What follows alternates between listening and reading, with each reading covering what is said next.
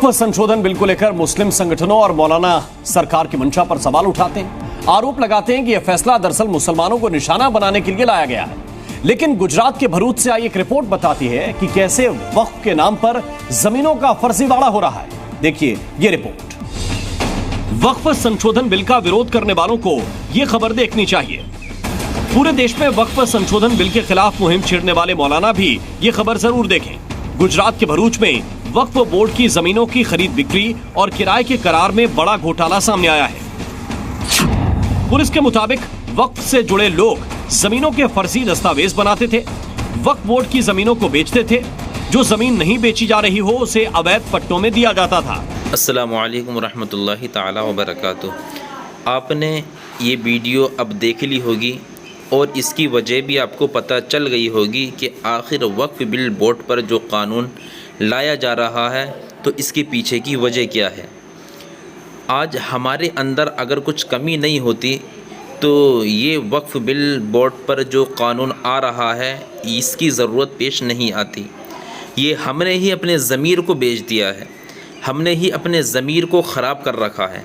ये गुजरात के अंदर की आपने पूरी घटना देखी, पूरी बात देखी कि कैसे मुसलमान होकर ही वक्फ की ज़मीनों को बेच रहे हैं और किसी भी जगह पर वक्फ का नाम लेकर के उस जगह पर कब्ज़ा कर रहे हैं। तो जब ऐसी स्थिति हिंदुस्तान के अंदर जब लोगों की हो गई है तो आप ख़ुद ही बताइए कि इस हिंदुस्तान के अंदर ऐसी स्थिति में अगर ऐसा कानून सरकार ना लाए तो क्या करें। तो सबसे पहले तो हमें अपने आप को सुधारने की ज़रूरत है।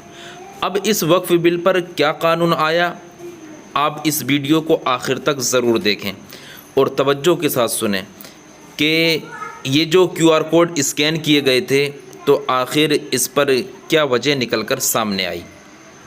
देखिए ये बड़ी ही मुबारकबाद हैं वो लोग जिन्होंने QR कोड को स्कैन किया है और QR कोड को स्कैन करने की जो तादाद इब्तदाअन 50 लाख के करीब थी, लेकिन अब उसकी तादाद को इतना ज़्यादा मुसलमानों ने अपनी बेदारी का सबूत देते हुए तकरीबन 5 करोड़ के पार पहुंचा दिया। लेकिन आखिर इस पर मुसलमानों के पक्ष में अभी तक फ़ैसला आया क्यों नहीं, तो इस पर आप पूरी बात सुनिएगा। देखिए जब QR कोड को स्कैन किया जा रहा था और मुस्लिम समुदाय के लोग QR कोड को स्कैन कर रहे थे तो उसी वक्त हिंदू समुदाय के लोगों ने भी एक QR कोड को निकाला और जिसके ज़रिए इस वक्फ बिल बोर्ड को पास किया जाए। और उन्होंने QR कोड निकालने के बाद में उन्होंने भी मेहनतें की और जगह जगह जाकर QR कोड को स्कैन कराया।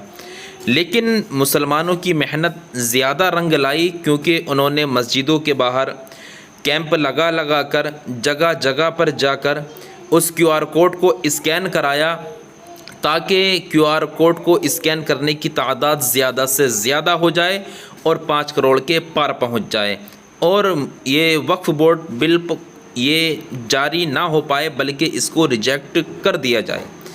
तो ये 18, 19 और 20 तारीख़ ये QR कोड को जो अब तक स्कैन किया गया था उसी पर मीटिंग की तारीख़ें हैं, उसी पर गौर व फिक्र चल रही है कि आखिर किसके QR कोड पर स्कैन ज़्यादा हुए हैं।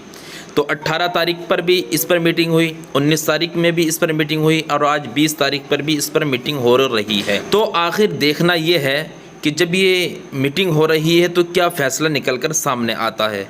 तो जैसे मुसलमानों ने अपनी बेदारी का सबूत दिया था तो इंशाअल्लाह ये हक़ है और ये बात बिल्कुल ज़ाहिर है कि इस बिल को पास नहीं किया जाएगा बल्कि इसको रिजेक्ट कर दिया जाएगा। और इंशाअल्लाह आप लोग भी सब दुआ करो कि वक्फ बिल बोर्ड ये रिजेक्ट कर दिया जाए, ये बिल पास ना किया जाए। आज शाम तक इंशाअल्लाह इस पर जो भी अपडेट आती है मैं आपके पास वीडियो के माध्यम से ज़रूर पहुंचाऊंगा। आप इस वीडियो को खूब शेयर कर दो और अपने दोस्त अहबाब तक ज़रूर पहुंचाओ और कोई भी ऐसा काम ना करो जिसकी वजह से ये सरकार हमारे ऊपर कोई भी कानून लागू कर दे। ये वक्फ बिल बोर्ड का जो कानून आया ये सिर्फ हमारी कमियों की वजह से आया। हमने जगहों को, जो वक्फ बोर्ड की जगह थी, उनको अपने मवाद के लिए बेच दिया और उससे अपनी जेब में पैसा रखा, और कहीं पर अगर कोई जगह है तो वक्फ बोर्ड का नाम लेकर उस पर कब्ज़ा किया। ये गुजरात से ये ख़बरें आ रही हैं जो मैंने अभी आपको वीडियो के अंदर दिखाई। तो अगर ऐसा मामला अगर हुआ है तो ये ऐसा नहीं करना चाहिए, ये भी मुसलमानों ने गलत किया। और इस बात के ऊपर अब न जाने क्या हक़ है, क्या सच है और क्या झूठ है, लेकिन जैसी ख़बर आई, जैसी वीडियो आई, मैंने वो आपके सामने दिखा दी। तो इसलिए तुम सब लोग ये परेशानियों में जूझ रहे हो और ये परेशानियां तुम्हारे सर पर बार बार आ रही हैं।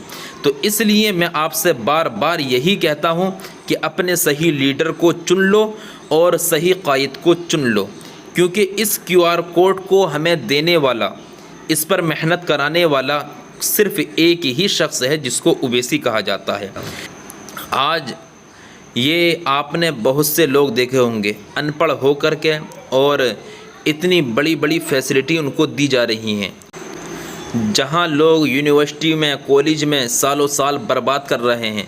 जब वो पढ़कर और सर्टिफिकेट लेकर जब वापस आते हैं तो उनको कोई नौकरी हाथ नहीं आती, परेशान रहते हैं।